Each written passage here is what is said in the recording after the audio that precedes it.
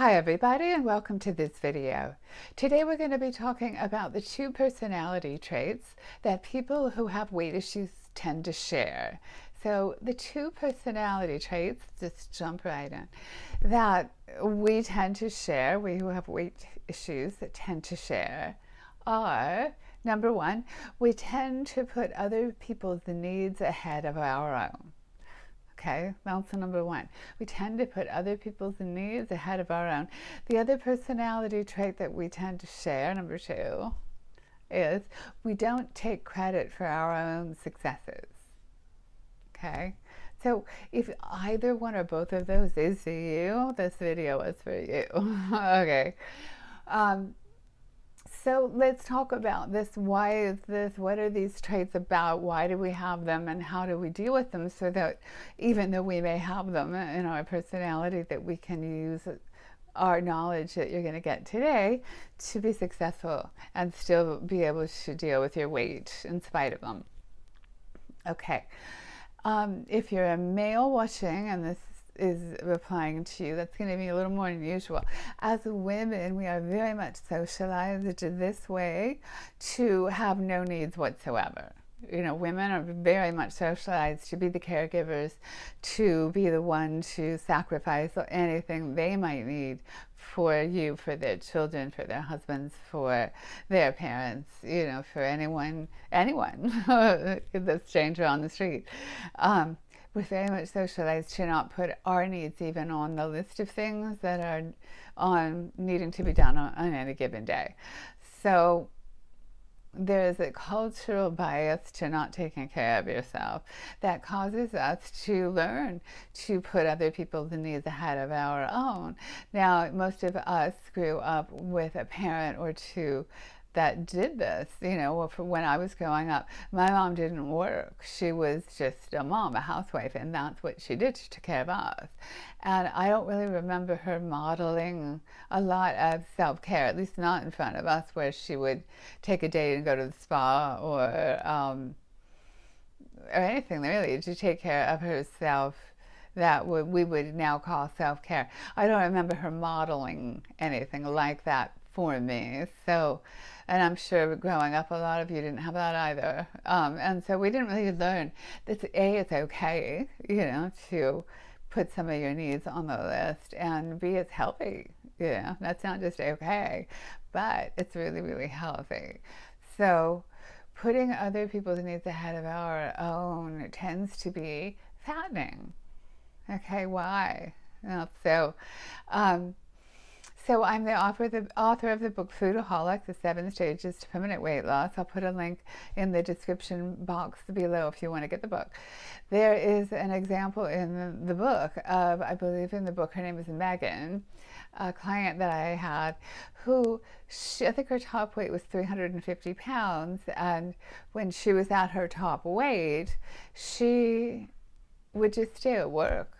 She really didn't want to interact with people. Food was her lover, her friend, her everything during those years. And so she would just be the one to work late. She would take on everyone else's work. She was eating her feelings, and other people were taking advantage of her for that reason. You know, she was there for them. So she would just put herself like not anywhere on the list, use food to deal with anything that she was dealing with, and then just be there for everyone else. So everyone else sort of liked her, but the her that they liked wasn't even her. It was just like a shell of a person who was behaving in such a way that she thought other people wanted. She wasn't even present, you know. So Megan in the book comes out of that, and if you get it, you'll see she comes out of that. She lost a whole lot of weight, and her behavior changed. She started not staying at work. She started going out, and her coworkers didn't like it at all. You know, and that's one of the things you'll learn as you're changing too, that the people close to you may really not like you changing. If it's inconveniencing to them in any way, and it's not that they don't love you, and it's not that they don't want the best for you. It's just that they don't want you to have to inconvenience them in the process. Okay, that's just normal, by the way. Okay, so putting other people's needs ahead of our own then is something that we need to work on as women, but men too, um, in order to get to some sort of center in which we are present, we can take care of ourselves, and that we matter, that we just by ourselves matter, apart from our family, our friends, our spouses, our children, all of that, that we have a life, that our opinion matters, our health matters, we matter, So hopefully you'll get to that point so that you can work through that personality trait, cultural trait that we tend to share. So that was number one, that we put other people's needs ahead of our own. And the other one, in tangent with, and sometimes not, sometimes one or the other, is that we don't take credit for our successes. Okay, is that you? Yeah, me.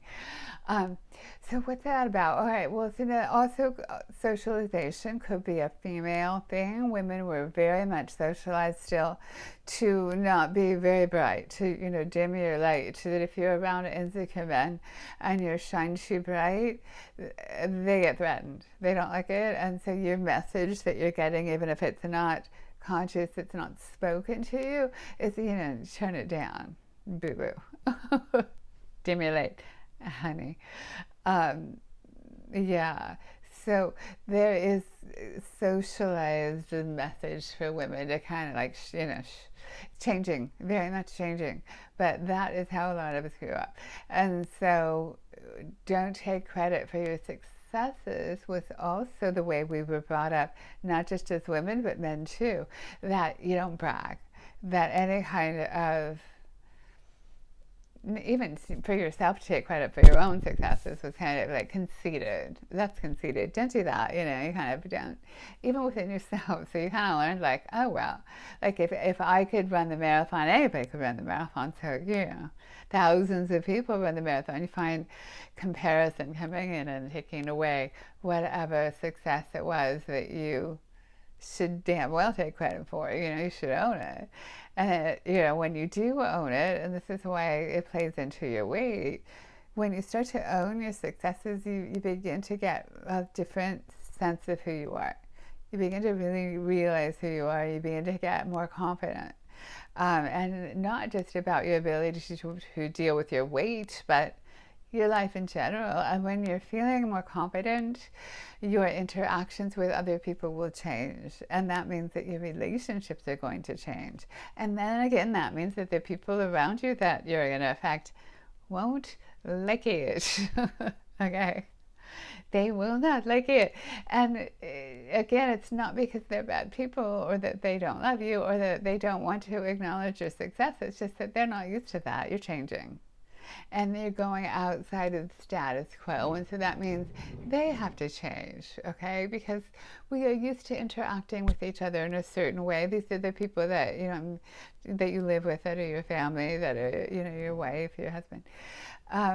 They're used to interacting with you in a certain way. And so that when you essentially change the script, you change the way you're going to be, they then have to change what they say, And they're gonna, if they're an actor, I used to be an actress, but they'd be going to the stage manager like, line, like, I don't know what to say to that because this is new.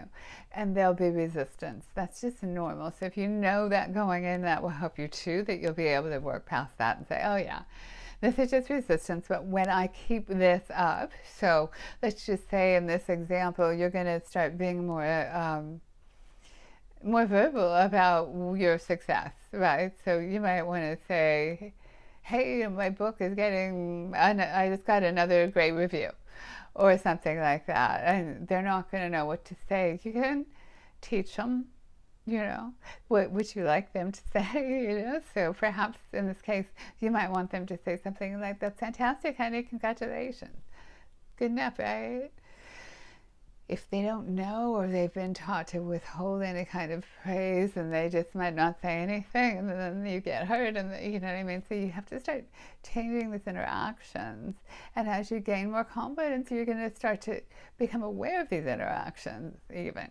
These may have been going on for years and you're not even aware that, hey, this makes me feel badly and this isn't necessary.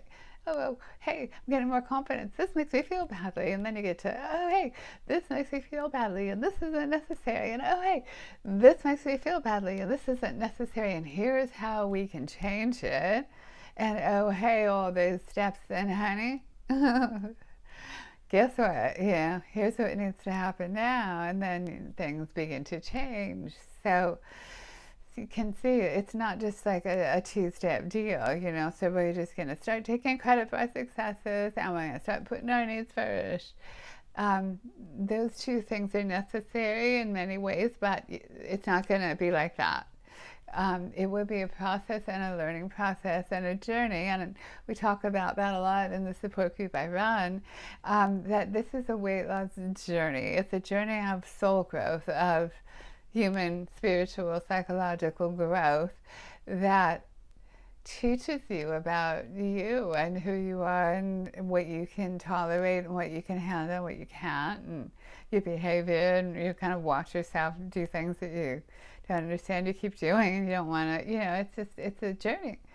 And so don't be very hard on yourself, because we're all at different points in the journey and we're all learning different lessons, you know, along the way. So today, just to sum up then, the two personality traits we who have weight issues tend to share are, number one, we tend to put other people's needs ahead of our own, and number two, we don't take credit for our successes.